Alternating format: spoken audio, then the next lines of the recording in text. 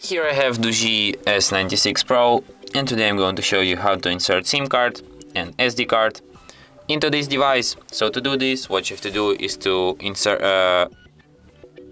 eject the SIM card slot firstly, which is located here.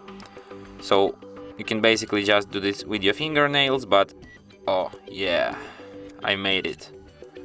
But if you don't have fingernails, or they are too short, you can use some extra tool to do this, but I managed it somehow. So here you have to put your SD card, and here you have to put your SIM card, and then just put it back into your device, just like this.